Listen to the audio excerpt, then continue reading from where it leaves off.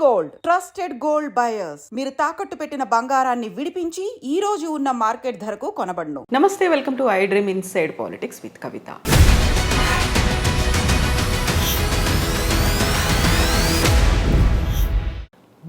Sir, ఇప్పుడు ఢిల్లీ ఎలక్షన్స్కి సంబంధించి చూస్తే 2 సార్లు ప్రభుత్వాన్ని చేపట్టినటువంటి ఆప్ ఈసారి మాత్రం అవినీతి ఆరోపణలు ఎదుర్కొంటుంది అనేది డిప్యూటీ సీఎం ఇద్దరూ ఓడిపోయారు. ఆ తర్వాత డబుల్ ఇంజన్ సర్కార్ అని చెప్పినటువంటి బీజేపీ వచ్చింది ఆల్మోస్ట్ 21 years తర్వాత అనుకున్నది. ఆ ఎలక్షన్ రిజల్ట్స్ని మీరు ఎలా చూస్తున్నారు సార్? మొట్టమొదటి మనకి ఎన్నికల్లో గెలవగానే చాలా అద్భుతం జరిగిందనో, ఓడగానే చాలా దారుణం జరిగిందనో మనకు అది నుంచి బయటపడాలి. 10 ఏళ్ళు పరిపాలన చేశాక ఏ ప్రభుత్వం అయినా కూడా ప్రజల్లో వ్యతిరేకత ఎదుర్కొంటుంది. మూడోసారి పరిపాలన రావడం చాలా కష్టం ప్రజాస్వామ్యంలో. మొన్న మోదీ ప్రభుత్వం మూడోసారి రావడం చిన్న విషయం కాదు. మోదీ గారు తొందరపడి 400 సీట్లు వస్తాయని ఎక్కువ మాట్లాడేసరికి గెలుపుని ఓటమిగా మార్చుకున్నాడు ఆయన. మూడోసారి గెలవడం చాలా గొప్ప విషయం. కాబట్టి అది పెద్ద ఇంత మాత్రం చేత ఆపు నాశనం అయిందంటే అంత కరెక్ట్ కాదు. రెండు పార్టీలకి మధ్య తేడా, ఓట్ల తేడా చాలా కొద్దిగా 2% ఉంది. మన ఎన్నికల వ్యవస్థలో కొన్ని సందర్భాలు 2-3% ఓట్లు కూడా సీట్ల ఫలితాలు చాలా పెద్ద ఎత్తున మారుస్తుంది. కాబట్టి చాలా పెద్ద ఎత్తున పెనుకంపనాలు సృష్టించినట్టుగా అనిపిస్తుంది. అలా లేదు, 2% ఓట్ల తేడా ఇది. కాబట్టి మనం తొందరపడి ఇవాళ మాట అంటే రేపొద్దున వెనక్కి రాసి వస్తుంది, మళ్ళీ 6 నెలల తర్వాత, సంవత్సరం తర్వాత. అలా కాబట్టి కొంచెం ముందు చూపుతో వాస్తవాల ఆధారంగా మాట్లాడాలి. కాబట్టి ఆ పార్టీ పక్కన పెట్టండి. ప్రజాస్వామ్యంలో గెలిపోవటం సహజం. గెలిస్తే గొప్పవాళ్ళు కాదు, ఓడిపోతే దుర్మార్గులు కాదు. ఆపుని ఇంకో రకంగా అంచనా వేస్తే ఏమిటంటే, దేశానికి ఒక గొప్ప అవకాశం కోల్పోయాం. ఆప్లో వాళ్ళంతా నాకు తెలిసిన వాళ్ళు చాలామంది లోక్సత్తా కార్యకర్తలు, నాయకులు హైదరాబాద్లో కానీ, బెంగళూరులో కానీ, చెన్నైలో కానీ, ముంబైలో కానీ, ఢిల్లీలో కానీ ఒక 10-15 ఏళ్ళు, 20 ఏళ్ళు లోక్సత్తాతో పనిచేసిన వారంతా ఆపులు సహకరించారు. నేను ఆపుకి మద్దతు ఇచ్చాను. మొదటి 2 ఎన్నికల్లో మద్దతు ఇచ్చాను. అలాగే ఢిల్లీ బాగా సంపన్నమైన నగరము, మేధోశక్తి చాలా ఎక్కువ ఉన్న నగరం. ఎందుకంటే ఉన్న వాటిలో కాస్త విద్యా సంస్థలు మంచిగా ఉన్నాయి. కాబట్టి చాలా తెలివిగల వాళ్ళు, వివిధ వృత్తుల్లో నైపుణ్యం పొందిన వాళ్ళు, విజయం సాధించిన వాళ్ళు చాలామంది ఉన్నారు. వాళ్ళందరూ కూడా ఒక మంచి ఆదర్శ భావంతో రాజకీయాన్ని మార్చడానికి మార్గం ఉద్దేశంతో కలిసి వచ్చారు. పొలిటికల్గా బాగా టాలెంటెడ్ పీపుల్. చాలా చోట్ల దొరకరు. మీకు ఏదో చేయాలని కోరుకుండొచ్చు, కానీ టాలెంట్ కావాలి, దొరికారు. దానివల్ల గెలుస్తారని నేను పెద్దగా ఇప్పుడు ఆశించాలి. 1-2 చోట్ల గెలవటం వేరు. ఢిల్లీలో, పంజాబ్లో అదే చాలా గొప్ప. నా దృష్టిలో వాళ్ళు సాధించిన విజయాలు చాలా గొప్పవి, రాజకీయ విజయాలు, ఎన్నికల విజయాలు. ఢిల్లీలోని, పంజాబ్లో గెలవడం ఆషామాషి కాదు. మన ఎన్నికల వ్యవస్థలో ఒక కొత్త పార్టీ కాంగ్రెస్ ఇప్పుడు మొన్న వచ్చినాయి ఢిల్లీలో. ఆంధ్రప్రదేశ్లో కాంగ్రెస్ ఏం జరుగుతుంది, బీజేపీ ఒంటరిగా ఏం చేయగలుగుతుంది, కేరళలో బీజేపీ ఏం జరుగుతుంది, తమిళనాడు ఏం చేయగలుగుతుంది. మన ఎన్నికల వ్యవస్థలో బాగా పాతుకుపోయిన పార్టీలు, డబ్బు, మరి మంది బలము, నాయకత్వము, జనాకర్షణ ఉన్నప్పుడే చాలా కష్టమైనప్పుడు ఇది చిన్న విషయం కదా. రాజకీయంగా నా దృష్టిలో ఎన్నికల విషయంలో అసాధారణ విజయాలు సాధించారు. అది పెద్ద, నేను దాన్ని పక్కన పెట్టినాను. ఆప్ కనుక నిలకడగా కొన్ని మౌలికమైన ప్రజాస్వామ్య సూత్రాలకి కట్టుబడి ఉండి ఈ దేశ భవిష్యత్తుకి మార్గాన్ని నిరంతరం దాన్నే చూపెడుతూ, అంటే మన ఐడియాస్ని ప్రభావితం చేయటం, మన ఆలోచనని ప్రభావితం చేయటం, ఈ ప్రజాస్వామ్య లోపాలు ఏమిటి, బలాలు ఏమిటి, ఏ మార్పులు తీసుకొస్తే ప్రజాస్వామ్యం వికసిస్తుంది, దేశం బాగుపడుతుంది చెప్పన్న విషయం నిలకడగా దేశం మొత్తానికి చెప్పే అవకాశం వాళ్ళకి దొరికింది. దానికి బదులు ఎన్నికల్లో ఎలా, ఏ చిట్కాలతో గెలవాలి, ప్రత్యర్థిని ఏ రకంగా బండబూతులు తిట్టాలి, ప్రధానికి కయ్యమని ఎట్లా లేవాలి, ఆ విషయంలో ఆరితేరి మిగతా వాళ్ళతో సమానం అన్న భావాన్ని కలగజే. పెద్ద పార్టీ తేడా లేదు అని చెప్పాను, ఇంకో పార్టీలాగా మేము ప్రత్యామ్నాయం కాదు అని. నిజమైన ప్రత్యామ్నాయం ఎన్నికల్లో సీట్లన్నీ వచ్చినాయని కాదు. ఒక బలమైనటువంటి ప్రజాస్వామ్యంలో ఇప్పుడు ఉదాహరణకి లోక్సత్తా ప్రతిరోజు చెప్తాను ఏ మార్పులు ఎందుకు కావాలో. నా భాషలో ఎప్పుడన్నా మీరు కోపాన్ని కానీ, కోపం అంటే ధర్మాగ్రహం ఉండొచ్చు తప్ప ద్వేషాన్ని కానీ, కసిని కానీ ఎప్పుడన్నా చూసారా మీరు? అబ్యూజివ్ టాక్ కావచ్చు, అగ్రెసివ్నెస్ కావచ్చు. సో ప్రతిదానికి బస్తీమే సవాల్ అని చెప్పనే పద్ధతి కానీ, ఏదో రకం ఎన్నికలు గెలవడం కోసం చిట్కాలు కానీ, దీర్ఘకాలిక వ్యూహం లేకుండా వ్యవస్థను ఎట్లాగా మనం బాగు చేయాలని చెప్పిన స్పష్టత లేకుండా చేయడం అనేది దేశానికి జరిగిన చాలా పెద్ద నష్టం. అది అవకాశాన్ని కోల్పోయాం. ప్రత్యక్షంగా జరిగిన నష్టం ఏంటంటే ఈ తాత్కాలికమైన సంక్షేమము తాయిలాలు ప్రజాస్వామ్య దేశంలో దేశంలో ఎప్పుడు దాని ఆకర్షణ ఉంటుంది. దాన్ని అసలు అత్యున్నత స్థాయికి తీసుకెళ్ళిపోయేది ఒక సిద్ధాంతంలాగా, అదే పరిపాలనలాగా మార్చింది ఆప్ అంటే భయపడి ఓట్లు కొల్లగొడితే మరింత నష్టపోతామని చెప్పిన భావంతో కాంగ్రెస్ పార్టీ పూర్తిగా ఆప్కి ఈవేళ బి టీం అయింది. పార్టీగా గొప్ప పార్టీ, గొప్ప చరిత్ర ఉన్న పార్టీ, కానీ ఇవాళ తోక శరీరాన్ని కదిలించింది. ఆప్ అనే చిన్న పార్టీ అంటే భయపడి ఆప్ తాయిలాలన్నీ ఇప్పుడు కాంగ్రెస్ పార్టీ ఇప్పుడు కర్ణాటకలో తెలంగాణలో కాంగ్రెస్ పార్టీ ఇచ్చిన హామీలు ఆప్ హామీలు ఒక్క పదం తేడా ఉందో చూడండి మీరు. అంటే దేశ రాజకీయాన్ని నెగటివ్గా మార్చింది ఆప్. తాత్కాలికమైనటువంటి సంక్షేమం ఇవ్వాలి కొంత, కానీ సమతూకాన్ని పాటించాలి, అది ఒక భాగం. కానీ నిజంగా దీర్ఘకాల అభివృద్ధి, ఆదాయాలు పెంచడము, అభివృద్ధిని సాధించడం, పెట్టుబడులు పెంచడం ప్రధాన అస్త్రంగా ఉండాలి. అసలు ఆ అవగాహన లేకుండా ఎన్నికల్లో గెలుపు తప్ప ఇంకోటి వద్దు అన్న భావంతో ఆప్ ఎప్పుడైతే చేసిందో దేశ రాజకీయాన్ని మరింత భ్రష్టు పట్టించింది ఆ కారణంగా. ఇక మూడోది, మనం రాజ్యాంగబద్ధమైన పాలనలో ఉన్నాం. గెలుస్తారు, ఓడతారు. గెలిస్తే గొప్పవాడు కాదు, ఓడితే తక్కువవాడు కాదు, ఎన్నికల్లో పోటీ చేయనివాడు తక్కువవాడు కాదు. మనం చాలా పరుషమైన భాషని వాడి, ఉదాహరణకి ఎలక్షన్లకు ముందు ఎన్నికల సంఘం రేపొద్దున పదవి కోసం పిచ్చి పనులు చేస్తున్నాడు, వీడు అంతాను అర్జెంటుగా ఏదో పదవి ఇచ్చేస్తుంది ఏ ఆధారాలు లేకుండా. తర్వాత రాహుల్ గాంధీ గారు ఈ ఎలక్షన్ రిగ్గింగ్ చేస్తే వాళ్ళు గెలుస్తున్నారు, హ్యాకింగ్ చేశారు, ఈవీఎంలో హ్యాకింగ్ అవుతుంది. లేకపోతే ప్రధానమంత్రినో మరొకరినో, ఆఫ్టర్ ఢిల్లీ ఒక నగరపాలిక సంస్థ, ఒక కేంద్ర ప్రతిపాదిత ప్రాంతం, ప్రధానమంత్రినో మరొకరినో చాలా పరుషమైన పద్యాలతో నిందించడం, నువ్వెంత అని చెప్పని. లేకపోతే రాజ్యాంగబద్ధమైనటువంటి హైరార్కీ ఉంటుంది, దాన్ని గౌరవించకుండా లెఫ్టినెంట్ గవర్నర్ మరొకరు, వాళ్ళు తప్పులున్నాయి, వీళ్ళు ఒకళ్ళు తప్పని అంటున్నా,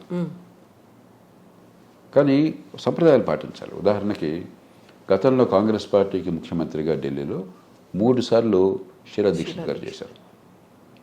ఆవిడ రాజకీయంగా గట్టిగా పోరాడింది, బీజేపీని ఓడించింది. అన్నాడు బీజేపీ ప్రధాన ప్రతిపక్షం ఢిల్లీలో. పరిపాలన బాగా చేసింది, వ్యక్తిగతంగా మంచి నాయకురాలు, ఎక్కడెక్కడ నోరు జారలేదు. అది ప్రజాస్వామ్యంలో చేయాల్సిన పని. ఈ బండబూతుల రాజకీయము, ఆడోపేడో తెలిచే రాజకీయము, నలుపు తెలుపు రాజకీయము ఆప్ మరింత పెంచింది. కాబట్టి ఈ 3 రకాలుగా చూడాలి విశ్లేషణ.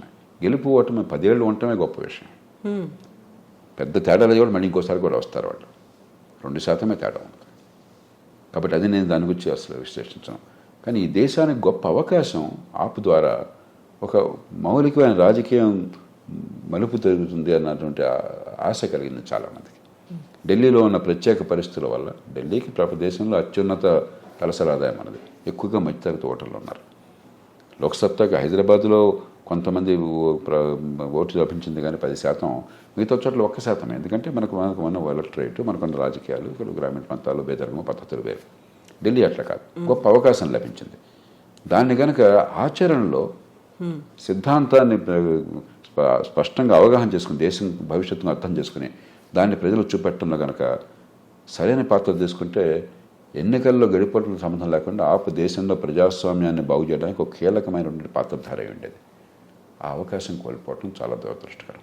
సార్, మీరు లోక్సత్తా పార్టీ ముందు నుంచి కూడా ప్రజలకు కావాల్సినటువంటి మెరుగైన మౌలిక వసతుల కల్పన గురించి చెప్తూ వస్తూ ఉంటారు. అందులో ప్రధానమైనది విద్య, వైద్యం. ఇప్పుడు ఢిల్లీలో ఆప్ సర్కార్ కేజ్రీవాల్ తీసుకొచ్చినటువంటి మొహల్లా క్లినిక్లు కావచ్చు, లేకపోతే అక్కడ ఉన్నటువంటి బస్తీ దవాఖానాలు కావచ్చు, స్కూల్స్ కావచ్చు, కావాల్సినటువంటి బిజిలీ కావచ్చు, అన్నీ ఇచ్చాము, అయినప్పటికీ మేము ఓడిపోయాము అనే వాదన.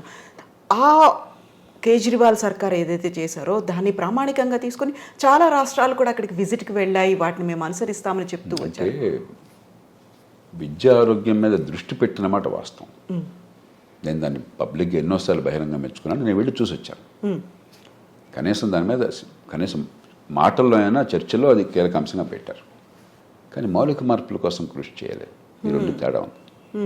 మంచి బిల్డింగ్లు కట్టి స్విమ్మింగ్ పూల్ కడితే అది విద్య ఇచ్చినట్టు కాదు. అలాగే డెఫినెట్గా నేను బస్తీ దవాఖానాల్ని మొహల్లా క్లినిక్ని బాగా పబ్లిక్గా బహిరంగ ప్రేస్ చేశాను. కానీ మోడల్ మరింత మంచిగా చేయొచ్చు. వివరాలకు వెళ్ళే సమయం లేదు ఇప్పుడు. కాంపిటీషన్ అండ్ చాయిస్ బేస్డ్గా అది గవర్నమెంట్, కానీ అయినా మంచిదే. సత్యేంద్ర జైన్ అని చెప్పిన మంత్రి, ఆరోగ్య మంత్రి బాగా చేశారు. కానీ మౌలికమైన మార్పు కోసం మార్గాలు పెట్టలేకపోయినారు. అంటే కొద్దిగా చేసి బ్రహ్మాండంగా ప్రచారం చేసుకుని అయిపోయిందని చెప్పిన తీరు బాగా వచ్చేసింది. విద్య ఆరోగ్యం అలా కొద్దిగా బిల్డింగులు కట్టేస్తే దేశం అంతా కొన్ని లక్షల కోట్లు ఖర్చు పెడుతున్నాం బిల్డింగుల కోసం అని చెప్పాను. అది విద్య వచ్చినట్టు కాదు.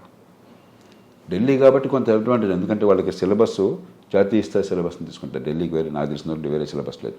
ఆ సిబిఎస్ఈ వగేరా వాళ్ళు చూసుకుంటారు. కాబట్టి ఖచ్చితంగా దాని మీద దృష్టి పెట్టడం మంచిదే. కానీ మౌలికమైన మార్పుకి, దానికి కావాల్సిన చర్చకి వాళ్ళేమీ తెర తీయలేదు. విద్యా ఆరోగ్యంలో మన దేశంలో మౌలికమైన సమస్య ఏంటి, పరిష్కారం ఏంటి, అది ఢిల్లీ నగరానికి ఒక రకమైన రీతి ఉంటుంది, గ్రామీణ ప్రాంతాల్లో మరో రీతి ఉంటుంది, ట్రైబల్ ప్రాంతాల్లో మరో రీతి ఉంటుంది. ఆ లోతు లేదు. కానీ కనీసం దాని మీద దృష్టి పెట్టారు, సంతోషం. మిగతావి ఫ్రీ కరెంటు, ఫ్రీ వాటర్ ఇవన్నీ కూడా పాజిటివ్ కాదు, నెగటివ్. మీరు ఎప్పుడైతే నేను ఫ్రీగా ఇచ్చేస్తానన్నారో కాలక్రమేణా ఆ వ్యవస్థ నాశనం అయిపోతుంది. ఇప్పుడు మనం వసూలు చేసినప్పుడు కూడా పేదలకి తక్కువ రేటుకి ఇస్తున్నాం మనం, కానీ ఎంతో కొంత వసూలు చేస్తున్నాం. వస్తుంది అప్పుడు ఏమండి బిల్లు కడుతున్నాం, కరెంట్ ఎందుకు సరిగా ఉండలేదు, ఏమండి నీళ్ళకి బిల్లు కడుతున్నాం, నీళ్ళు ఎందుకు రావట్లేదు, క్వశ్చనింగ్ అనేది మొదలవుతుంది. మీకు యూజర్ ఫీజు రికవర్ చేయకపోయినట్టయితే ఢిల్లీ వేరు. ఢిల్లీ ఏంటంటే దేశంలో అత్యంత సంపన్నమైన నగరం కాబట్టి ప్రభుత్వానికి ఎప్పుడూ ఢిల్లీలో మిగులు ఉంటుంది, ఆదాయం ఎక్కువ, ఖర్చు తక్కువ.